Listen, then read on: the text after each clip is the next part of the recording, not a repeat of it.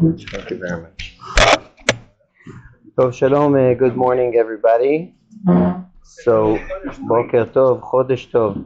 So this year will have a little different nature than all the past shiurim that we had.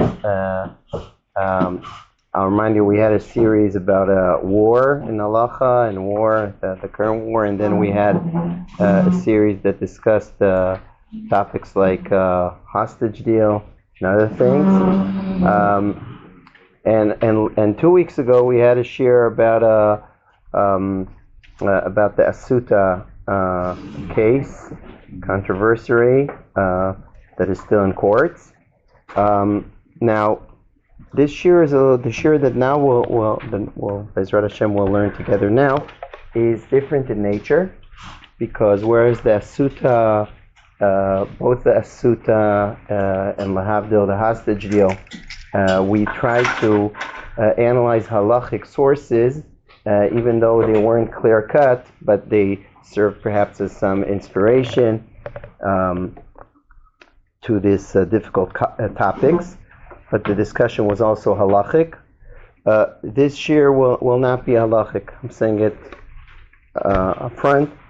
It's I just reviewed the three parshiot that we're dealing with. Shmot, Va'era, Bo. You'll see that it's even in order of the parshiot. Shmot, Va'era, and Bo. And I just want to show how things there are echoing or resonate, whatever the good English word is, to the situation we're on now. And we might get some inspiration to that. So I gave the title to the shir, Yitziat Mitzrayim Bayamim Hahem Bazman Hazeh. Now, I want to explain. We know in the Haggadah we say, and the sources in the Mishnah already, in Psachim, B'chol lo v'do chayav adam lir'ot et atzmo ki'ilu hu yatsa miMitzrayim.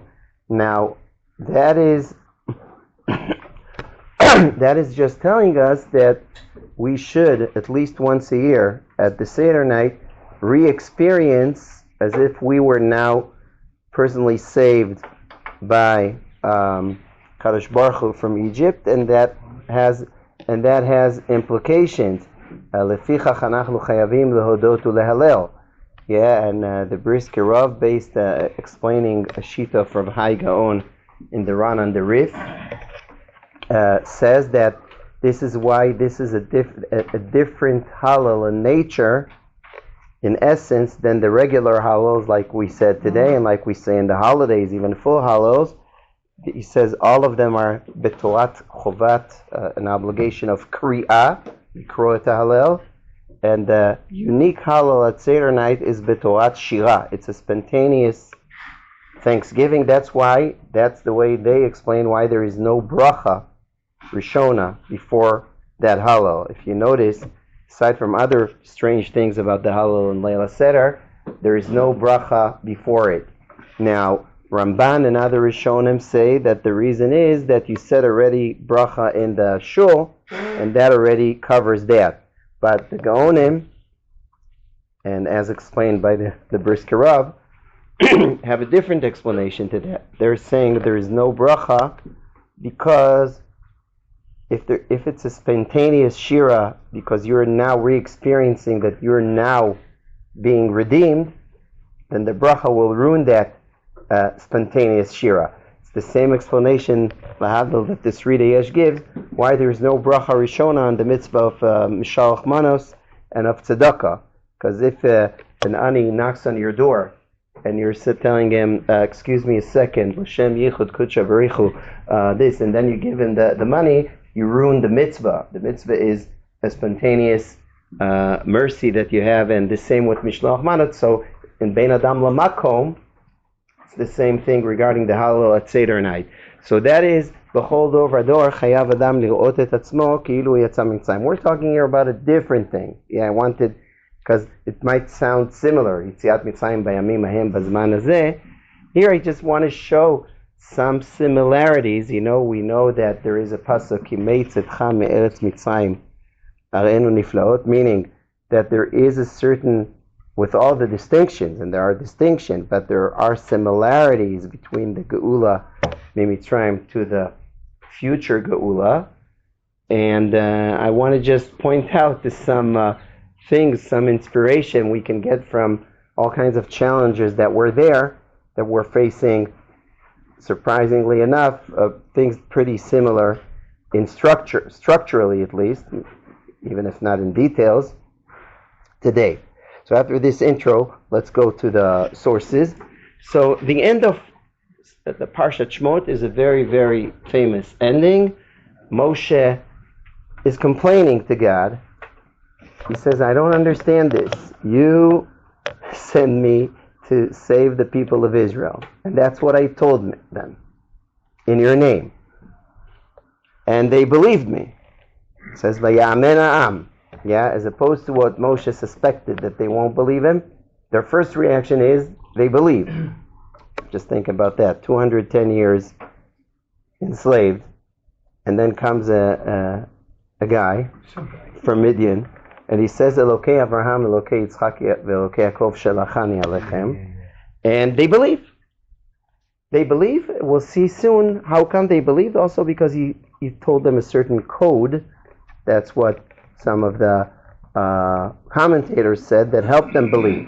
And Bechlal, he's speaking their language. Elokei Avraham, Elokei Yitzchak, Elokei Yaakov. Anyway, they believe. Everything, that's great. And then he comes to Pharaoh with Aaron, and things get worse. Not only that they don't improve, they get worse. They now have to work harder. Just imagine if there was a media there or something like that. I don't know how long Moshe would stay in office, and even stronger, just think about that, even after he complains to God at the end of Parshat Shmot, and God responds him and gives him, in the beginning of last week's Parsha, the 4 languages, Arba Lashonot Shel Geula, the 4 languages of redemption. Then there's 10 Makos. Now just think about a regular Jew, needless to say about a journalist, that, okay, there is Dam. Now you say, now Moshe, now God will release us. Now Paro will release us. And then, Kshe Oref, Paro, Oref, yeah, he's stubborn. And then Tzfardea, meaning there are always hopes. We gave a big makkah to the Hamas. We gave a big makkah to the Hamas. We had, this makkah. Oh, the IDF never gave such a makkah. Oh, now just watch this makkah that the Hamas. And they don't deliver, Moshe and Aaron, because think about, let's say, after the 5 first makkos, okay? That's it, you're not delivering. Again, just think about if there was a public media back then. I mean, it's very nice. You're weakening the Egyptians. You're weakening the Hamas. But where is the Nitzachon HaMuchlat? Yeah? And so, just think about a Jew there.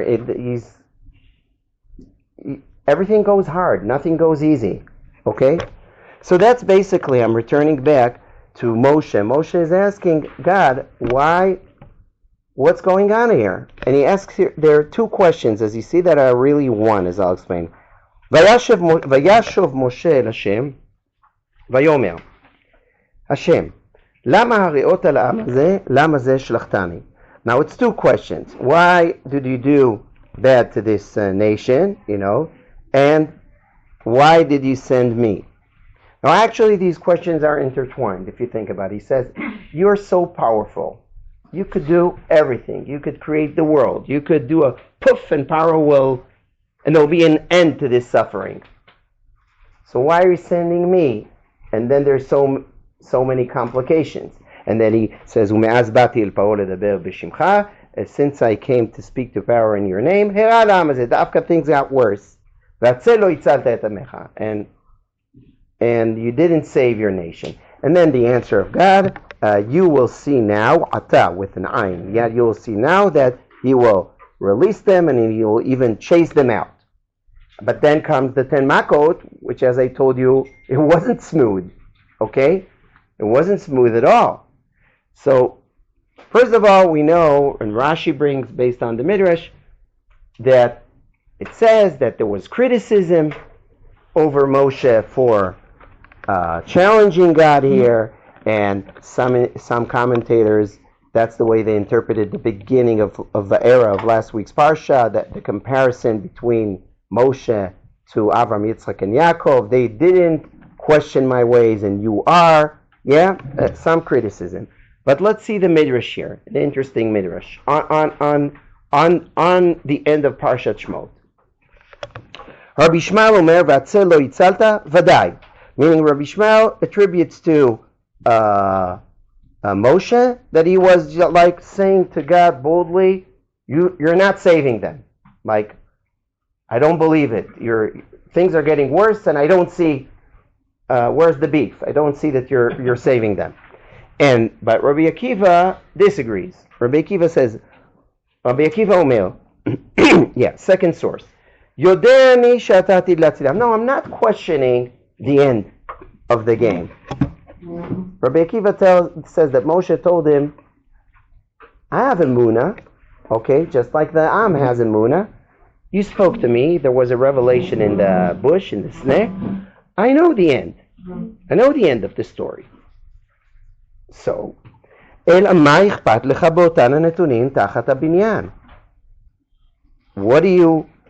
why don't you care about those that are suffering under the construction?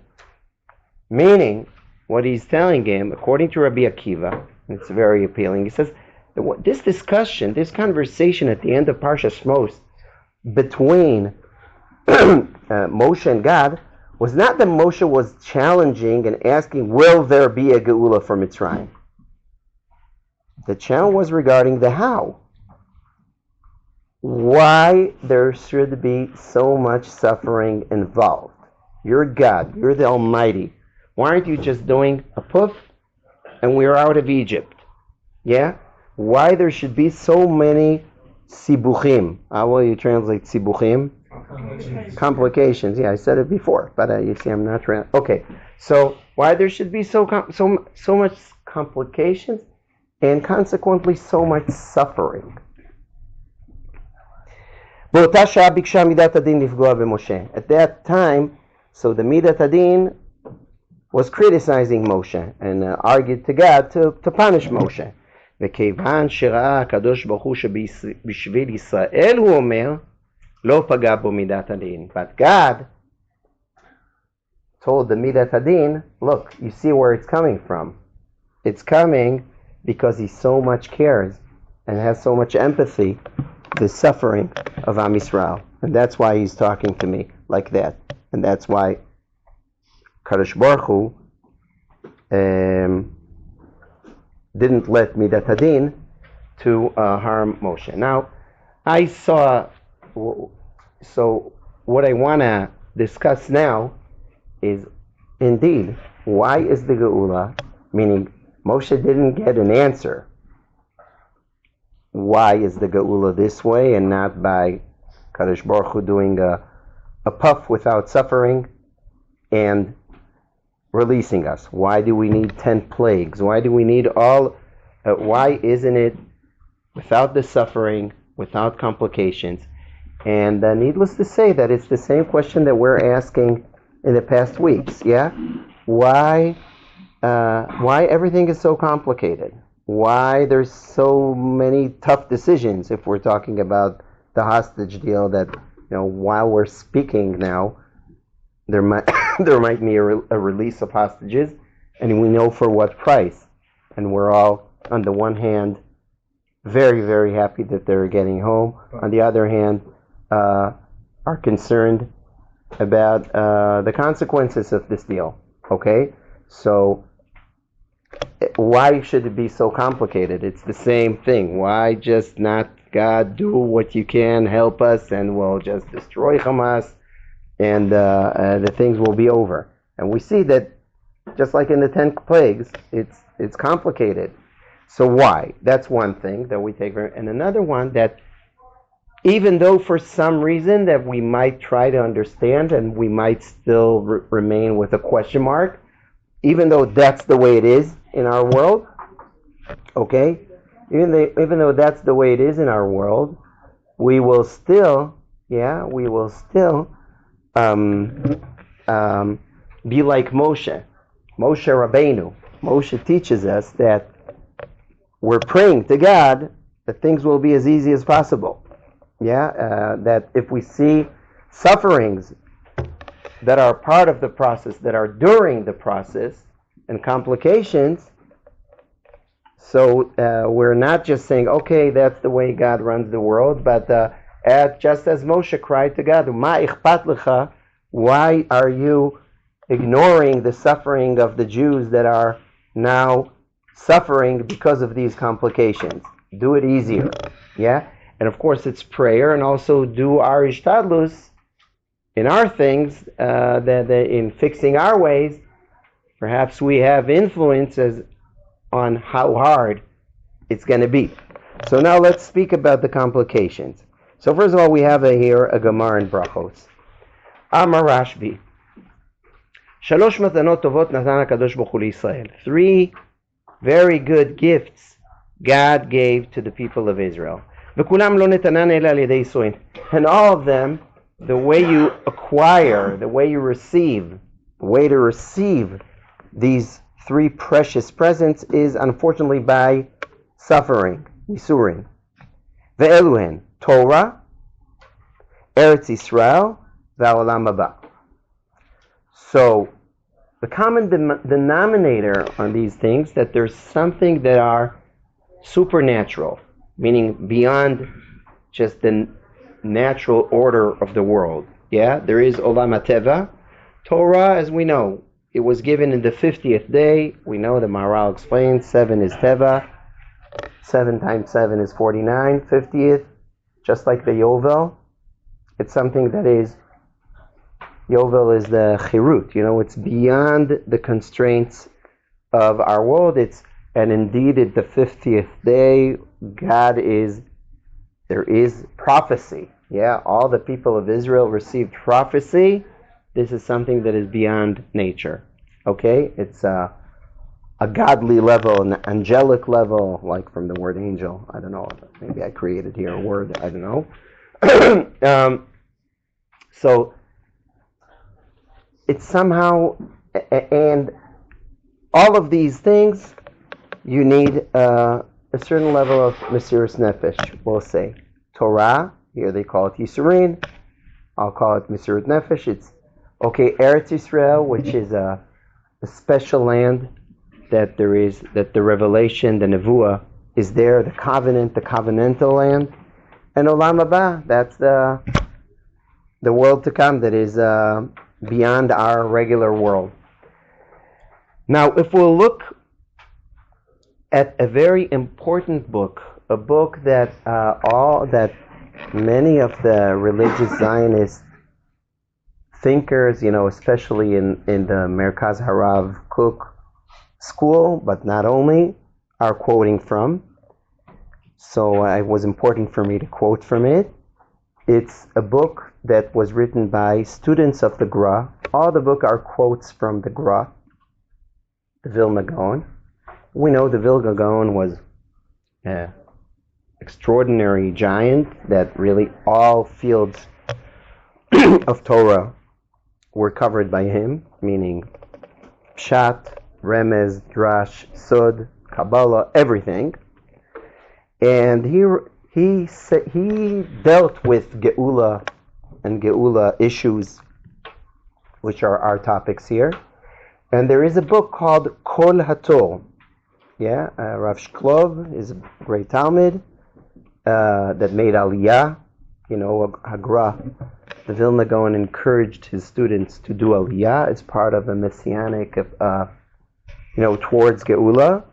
And there is a book called Kol HaTor, the voice of it's a certain bird. I don't know how you translate Tol, but what? Dove is Yonah. What? Okay. If you say so, I don't know. At any rate, Kol HaTor, because that has to do with signs of Geula. And he's saying, Chavalim v'ne'imim. That's a quote from a pasuk, meaning that there is Chevel is a string, but here it means Makel chovlim, it's like something that is like hitting you, meaning sufferings. Chavalim, like chevlei leida. Chevlei leida, what's the meaning of the term chevlei leida? The sufferings of giving birth, yeah? So chavalim, uneimim, and also pleasant things. It's two things. Ladat mirosh, says the Gra, that you need to know in advance. Ki atchalta de geula ba bederech chavalim. The beginning of the Ula comes not in an easy way. Bederech chavalim, yeah, with suffering. Ladat mirosh, should know in advance.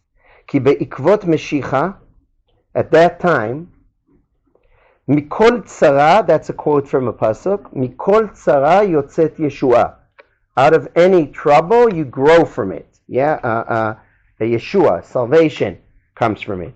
Vayeshua ba mitoch tzara. The Yeshua davka evolves out of a trouble.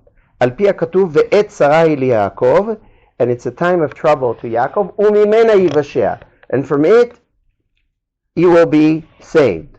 Ladat merosh ki Eretz Yisrael niknet b'isurim. And you should know in advance that Eretz Yisrael is acquired by suffering. Aval bazei niknet mamash. But by that you mamash have a kinyan in it. Yeah, you acquire it. It's not just a present from God.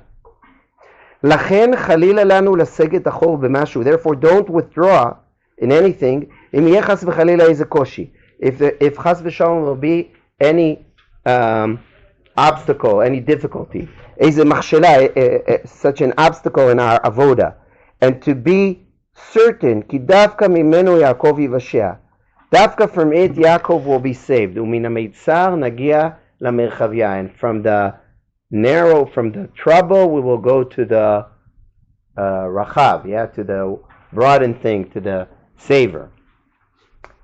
So the Gra just tells us that's the way it is. And also he has here a little when Eretz Yisrael is acquired by sufferings, that's mamish a kinyan, meaning it's a greater level than just receiving something as a gift that you didn't do any effort for it. As one of the soldiers that was killed years and years ago was a lone soldier, American. And there was a movie with him and he said, "No pain, no gain." That's what he said there. Hashem yikom damo. At any rate, the point is that God wants us to be involved in the process. Yeah, Moshe asks Hashem, "You're the Almighty. We're suffering here. Just do it." Okay? Poof! And you just like you. So first of all, as people point out, how God created the world. So chapter 1 in Bereshit says, Be'asara, the Mishnah in Avos teaches us, Be'asara ma'amarot nivra ha'olam. Yeah, we see it's a very gradual creation. And then the Mishnah asks, meaning there's the first day, many commandments of God of creation. He didn't do a poof and there was this complicated world. He did it in stages. Yeah, if you look at chapter 1, Perek Aleph in Bereshit.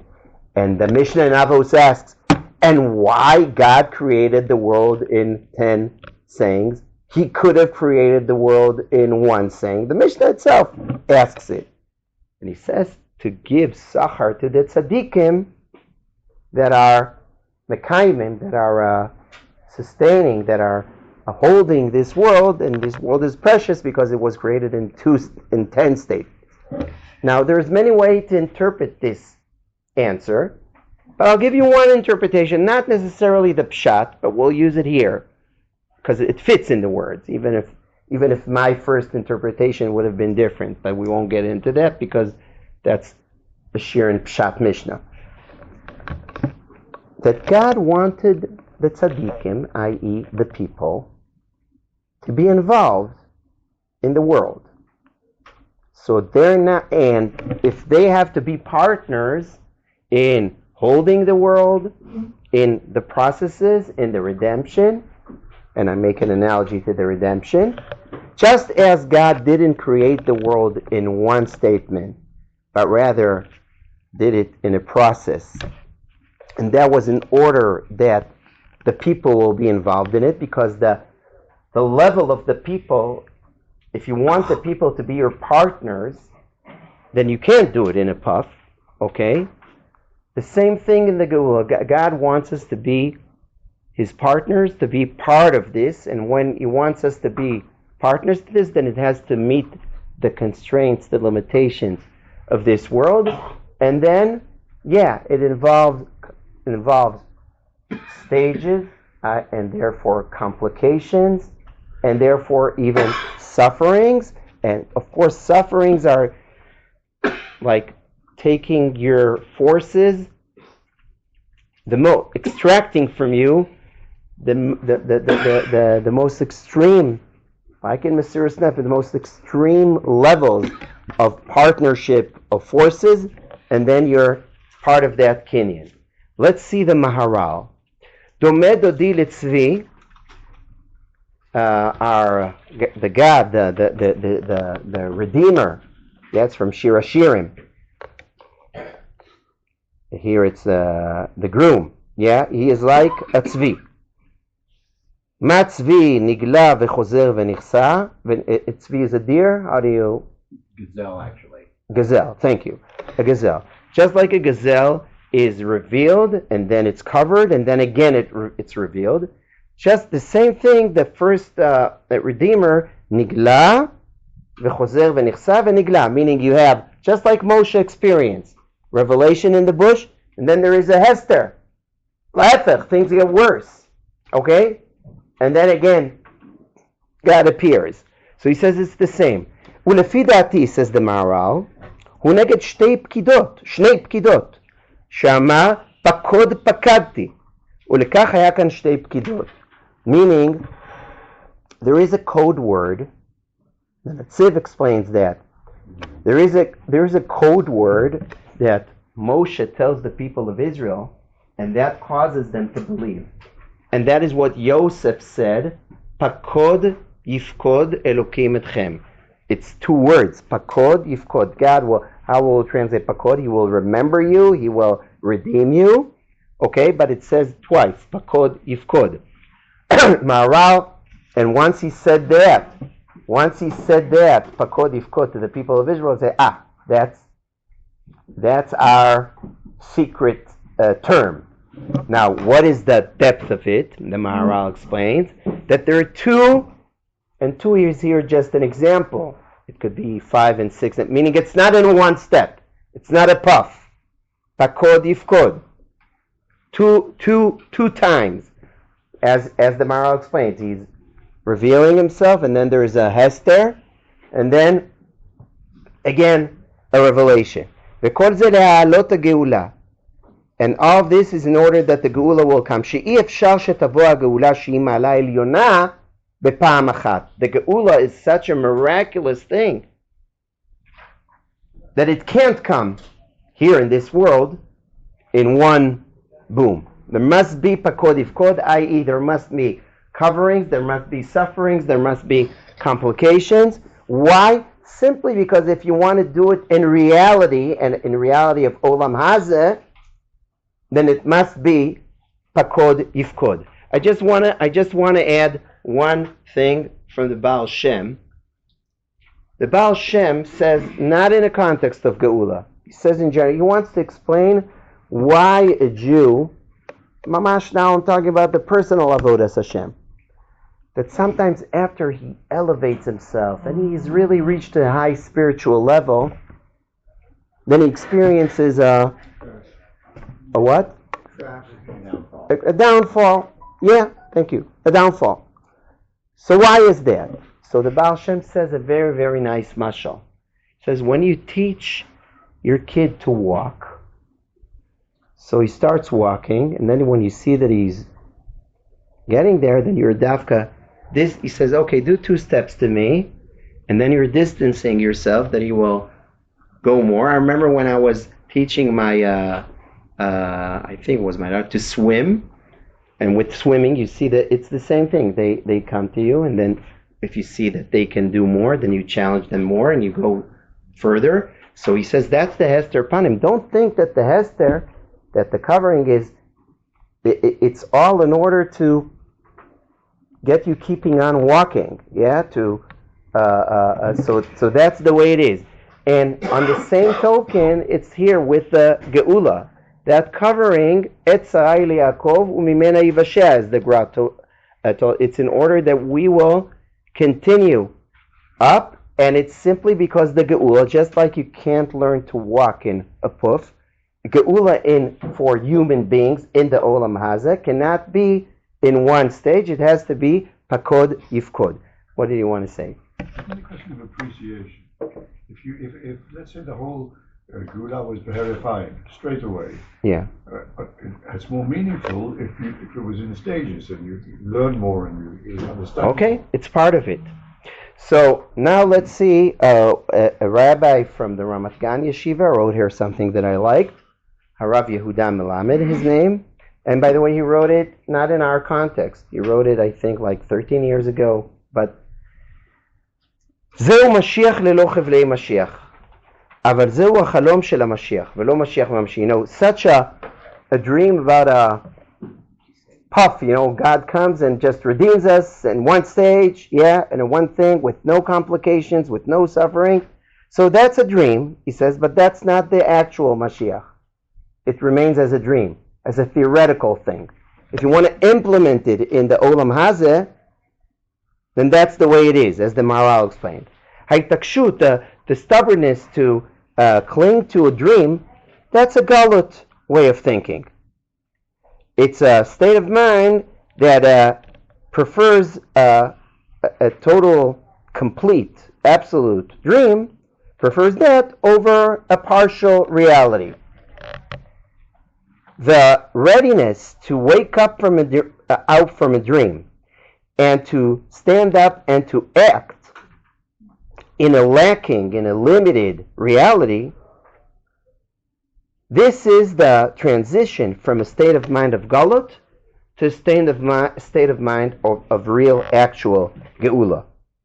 This is the transition from a ripe, yeah, not ripe. The opposite of it, when a fruit is not what?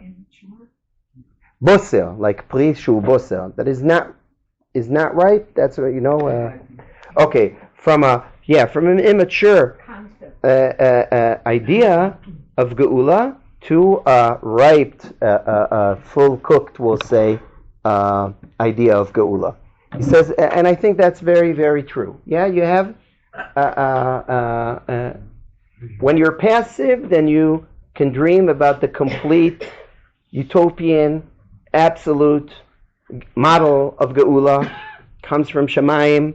But the minute that you understand that God wants us to be involved in it and to act, and even without, it's two things. Either we as human beings with limitations will be involved in it, B, that it will be implemented in the reality of this Olam Hazeh, then it's much more complicated. Then it's no more a dream.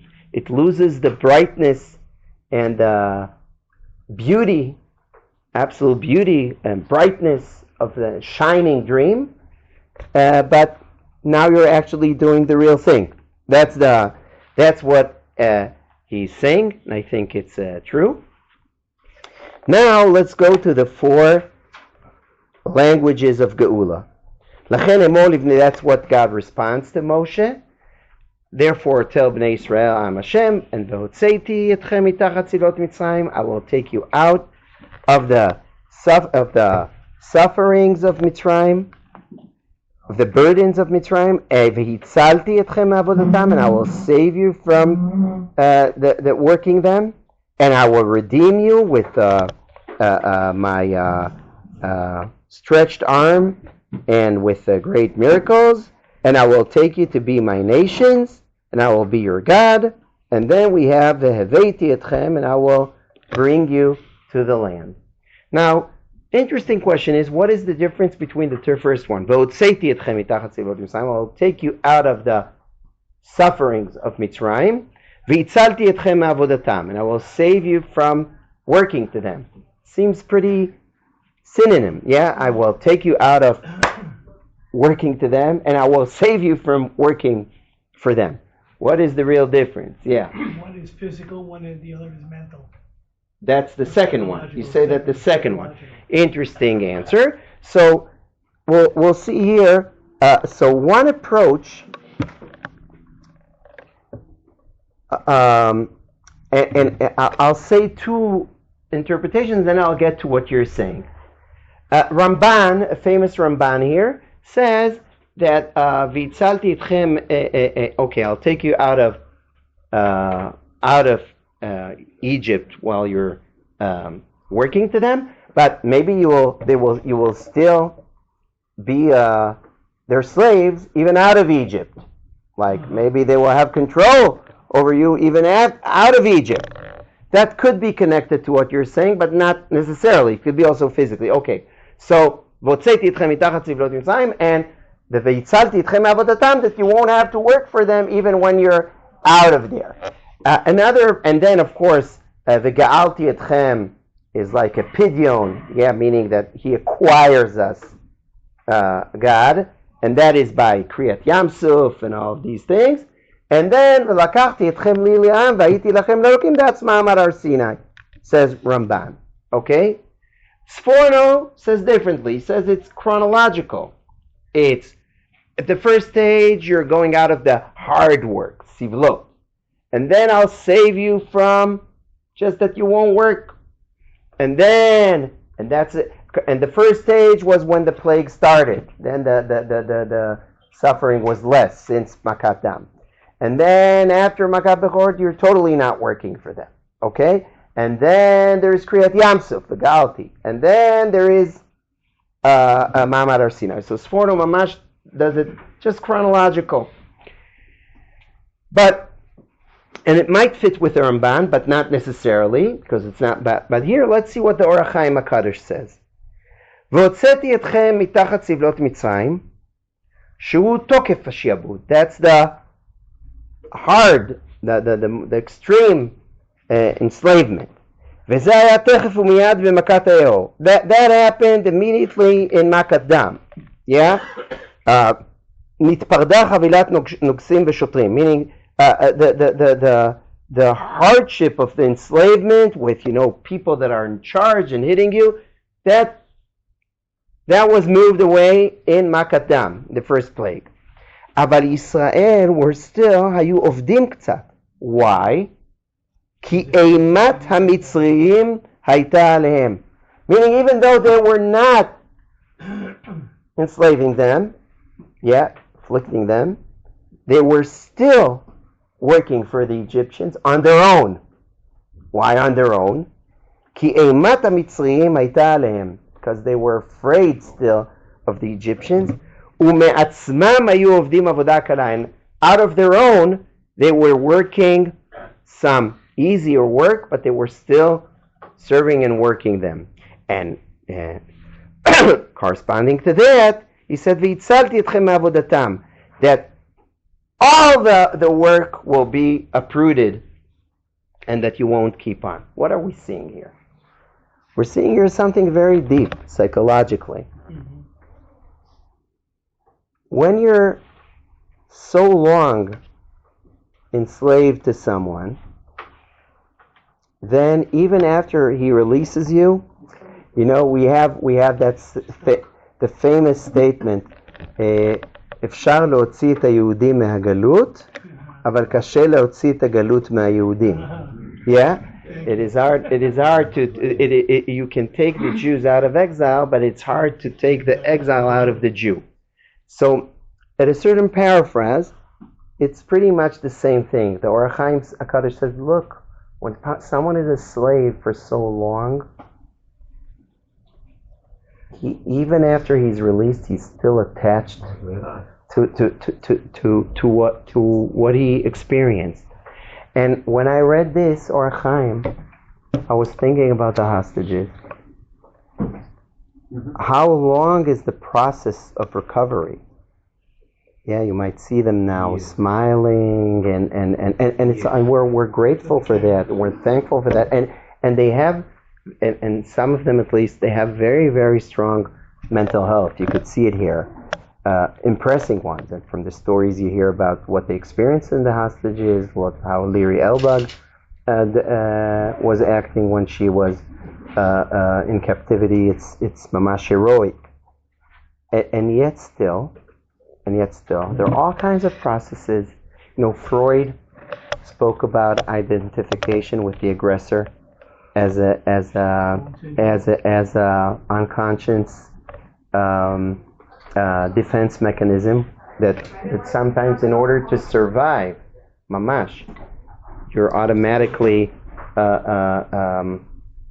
implementing this mechanism, meaning that it will be so overwhelming, you will get totally nuts if you'll really come to say, while you're in captivity, then you identify with the aggressor in order to feel some power, in order to feel that you are not totally miserable and weak. And chasar onim, how do you say chasar onim? What? Helpless. Yeah, exactly, helpless. Which is a very, very hard thing to contain, at least for long periods.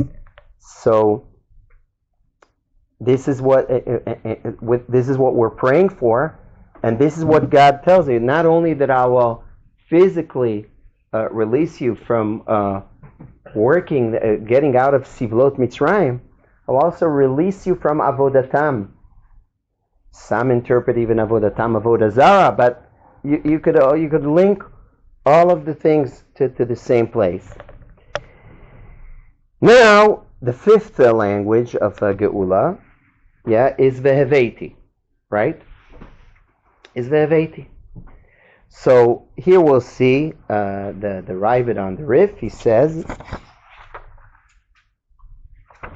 ובוודאי יש סמך למנהג הזה מדברי רבי טרפון שאמר חמישי אומר עליו הלל הגדול ומצווה לעשות כדבריו. Yeah, Rabbi Tarfon says that the fifth cup in the Seder night, we're not ruling, right, Rabbi Tarfon? You're saying on it the long Hallel, the Hallel Agadol. What we say in Psuki de Zimra on Shabbos. And then he says, the 4 cups in the Agada, in the Midrash, they link them to the 4 languages of Geula. And the 5th one, so that is linked to the 5th pasuk there, the Heveti, I will bring you to the land. And the Tosafot says a pretty similar thing.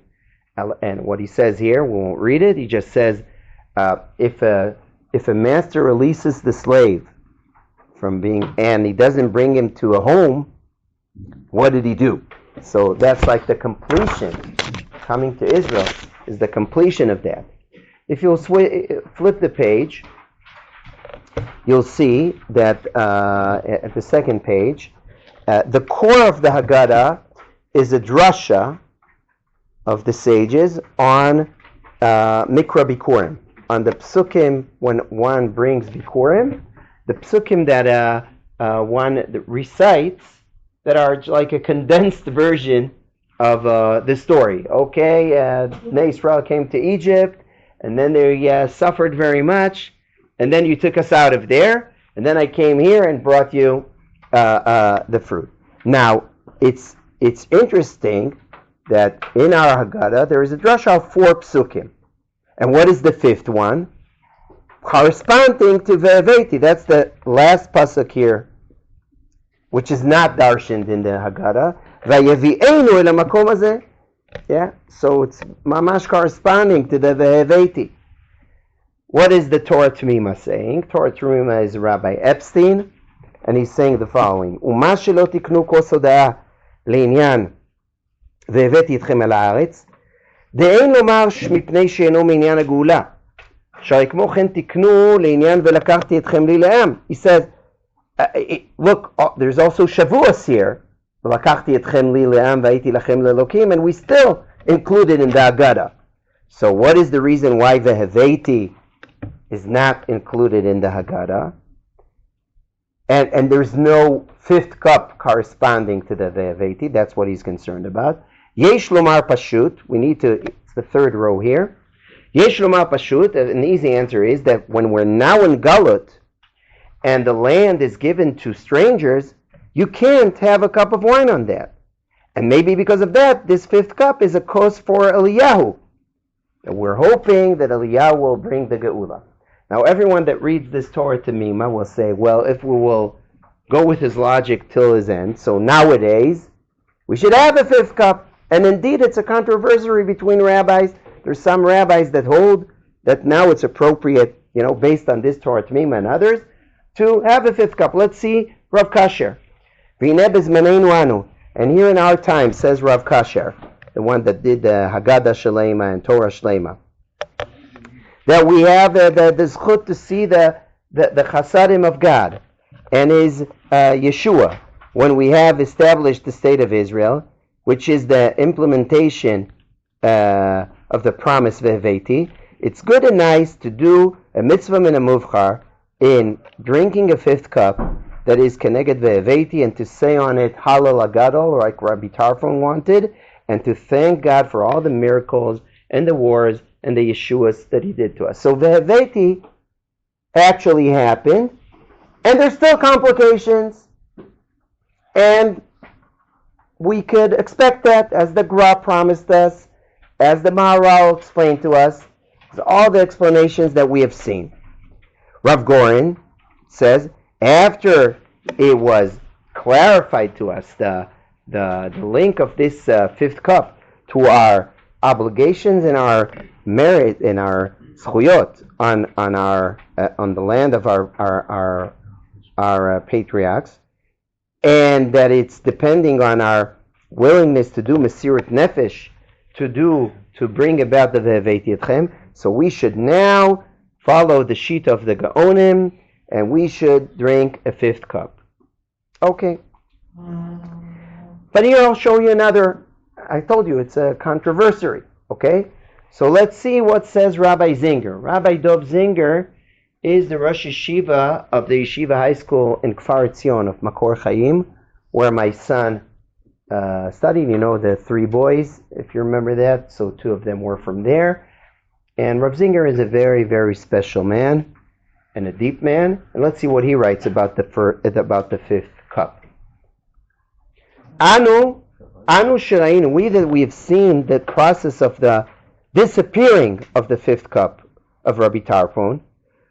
We see that it appears in the Seder table, but not as a cup that we drink in honor of getting into the land, but rather it remains full, and it hints to us, alludes to us on the future Geula. This minhag, with some other minhagim of the Seder, is emphasizing that the Seder is not merely a celebration of a past redemption, but rather being hishtatfut, doing a partnership in the present, in advancing and bringing the Geula, when the frame of the story is the story of Exodus, but this is an open story that is not ended yet. The drinking of the four cups on the one hand as an expression of freedom and redemption, and not drinking the fifth cup, but rather watching it, and by that remembering by it the future Geula, is expressing in his eyes, in accuracy, our place in the historical continuum, and is awakening us to pray and to wish for L'Shana Haba B'Yerushalayim Habnuya.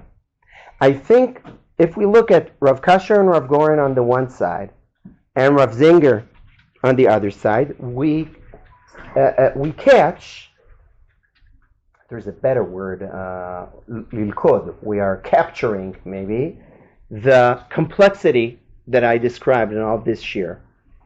That it's a process, and it's a complex process with setbacks, and he's covered, and then again we advance, and all this. And because it's a process with complications, therefore on the one hand, we see, hey, we should be thankful for what we have. Veheveti, we're here. That's what Rab Goren says. We're here. Some rabbis say, why do you call this Atchalta de Geula? That's minimizing it. If you look at the Rambam about that when he states the signs for Messiah, then most of them are here already, meaning because the main sign is sovereignty here. And Baruch Hashem, we accomplished that. So, with Chazdei Hashem. So on the one hand, you'll say, let's drink the Kos Chamishit.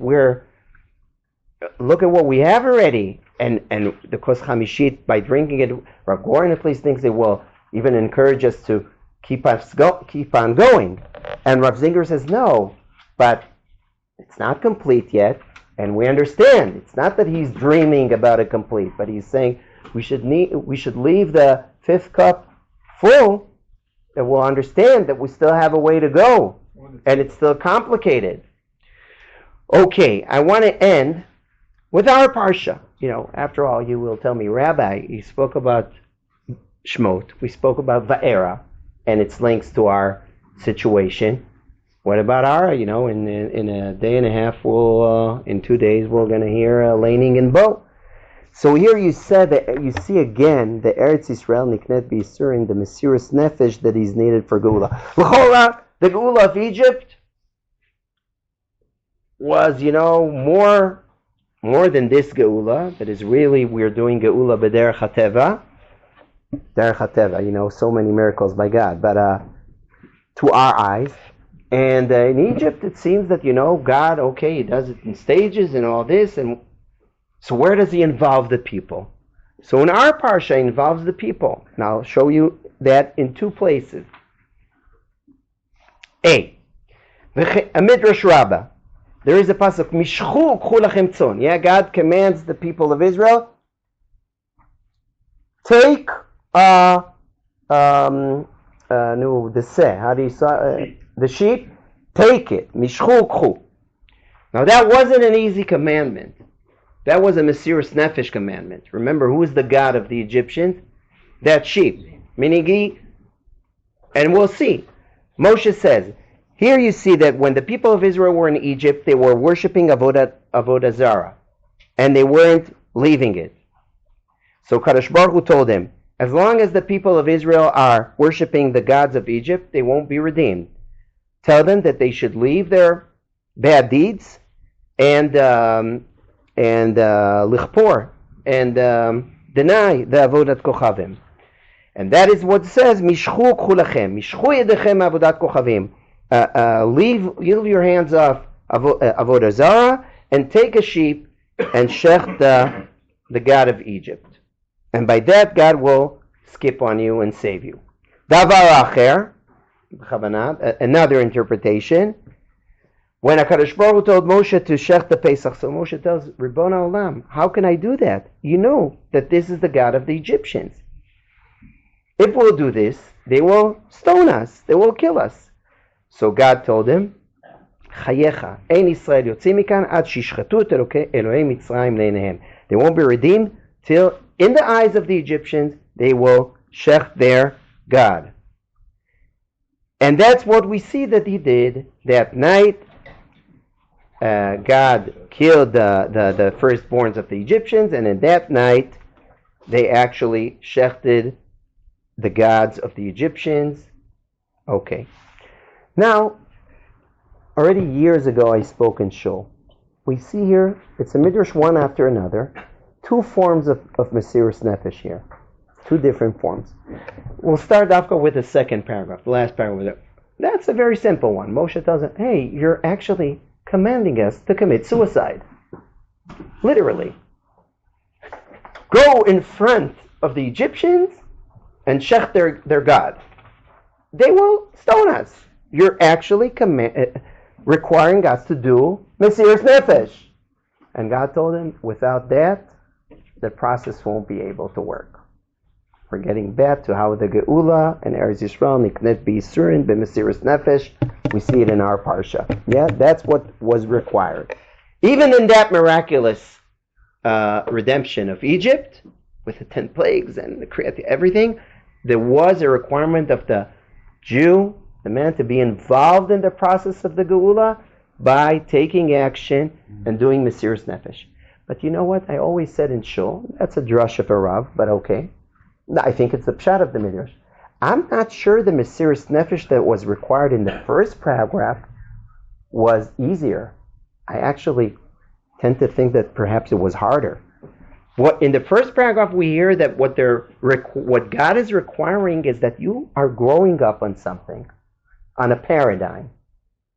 And they were deep there, the Jews, with the mindset of the Egyptians, worshiping their Avodah Zarah, and you're saying, just shecht it. And then you're in a chaos. All of what you grew up, all of your coordinate, all of your paradigms are shechted. I think that's very, very hard.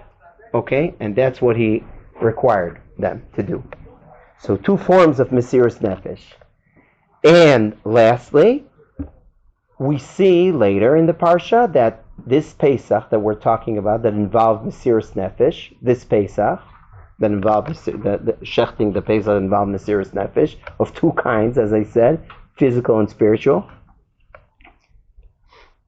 Also, there is a famous link between the blood of the Pesach and the blood of the Milah.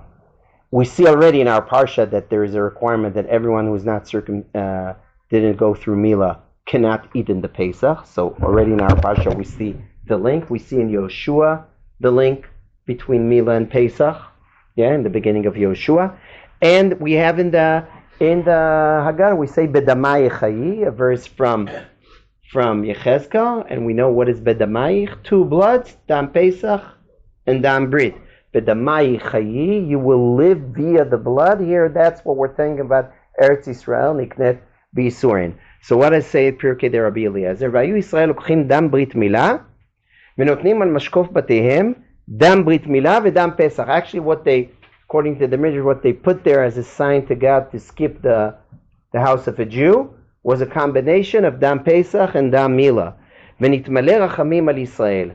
שנאמר ועבור עליו בדמי חרי שני דמים, דם ברית מילה ודם פסח. These are bloods of Mesiras Nefesh. Milah is also, it says in the Gemara in Gittin, it says Va'alecha horagnu kol hayom, we were killed on you all day. That's Milah. Milah is like an example already in the beginning of a life of a Jew, and that's how he makes a covenant with God. It's a mini capsule of Mesiras Nefesh. Yeah, that's the idea of a Milah, that you're saying I'm not complete.